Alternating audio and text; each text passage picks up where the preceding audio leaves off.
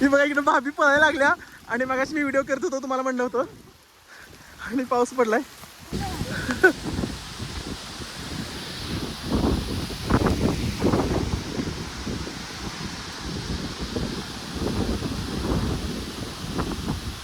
नमस्कार, मी आज आलोय आपल्या शेतात आणि पावसाचं वातावरण झालं हे तुम्ही बघा. पूर्ण ह्या साईडून असं इकडे इकडे असं एकदम काळं झाले. पूर्ण असं पावसाचं वातावरण झालं आणि मागे माझ्या बघा एकदम झाड आहे ते किती असं एकदम हवायला लागलंय. एकदम मस्त असं वारं सुटलंय आणि पावसाचा आवाज कसा येतोय बघा. सॉरी, पानांचा आवाज बघा एकदम कसा एकदम. त्या साईडला चिंचेचं झाड आहे आपलं तिथे.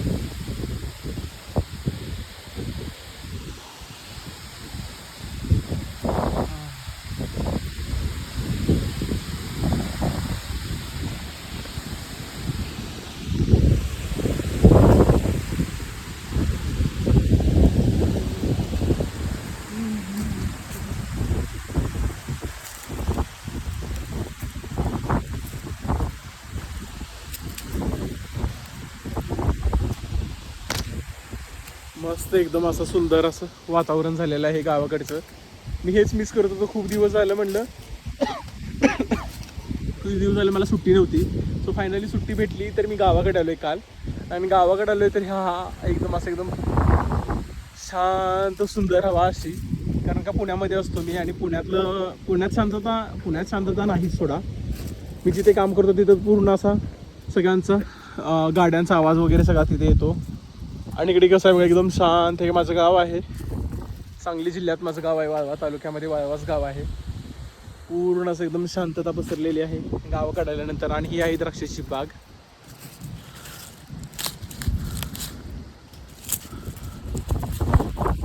हे द्राक्षाचं आता हे काम चालू आहे बागेत, तुम्ही हे बघू शकता.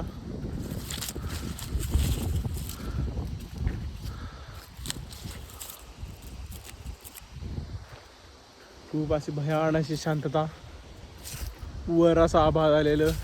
आणि ह्याचं सगळ्यात महत्त्वाची गोष्ट म्हणजे जेव्हा हा पाऊस पडतो आणि ह्या मातीवर जेव्हा त्याचे पावसाचे थेंब पडतात त्यावेळेस त्याचा जो वास येतो ना, तो कुठल्याही सेंटमध्ये तुम्हाला कुठेही तुम्हाला असं विकत भेटणार नाही. त्याचा जो वास असतो ना, तो बाप रे बाप, तो वास म्हणजे वास आहे सांगतो. माझा सगळ्यात भारी मला सेंटपेक्षा काय आवडतं म्हटलं तर मला ते आवडतं.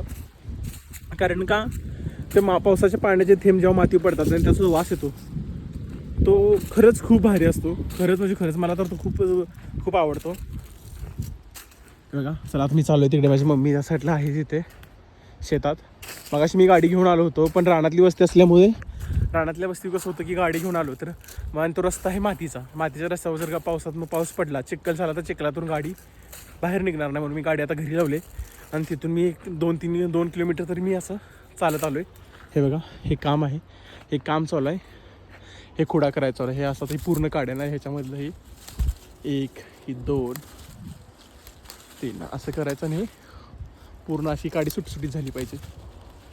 आता इथं आहे हे एकदम सुटसुटीत अशी काडी.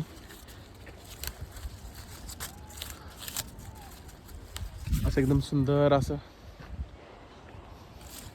आता हे जर काढे ह्याचा काकखुडा चाललेला म्हणतात काकखुडा.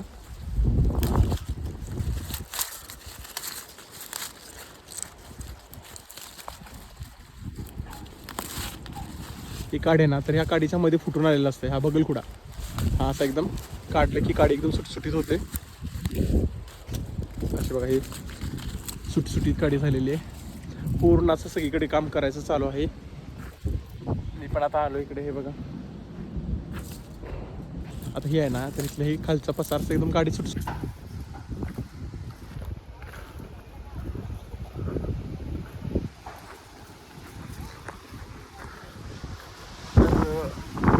मम्मी जवळ इथे बघा आमची मम्मी आहे. ह्या साईडला मम्मी आहे आणि हे काम चालू आहे बघा. हे लावण्याचं खोडा मग मी तुम्हाला दाखवलं तर कसं करायचं. प्रत्येक काडीच्या मधनं आता ही काडी आहे तर असं मधलं काढायचं.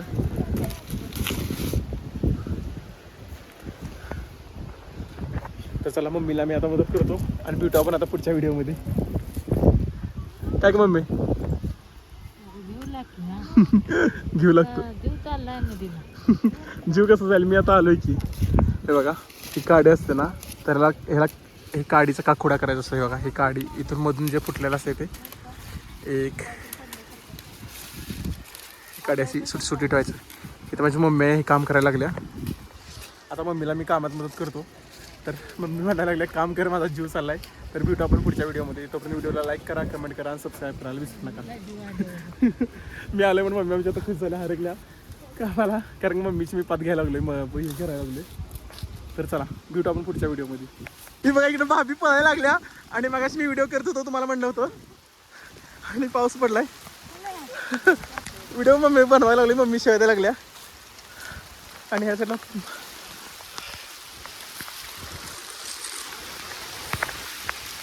मातीचा वास एकदम असं भारी यायला लागलाय.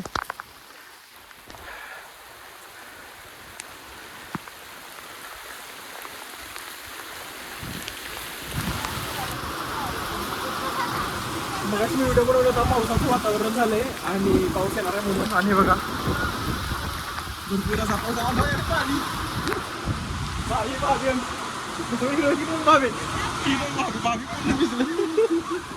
आणि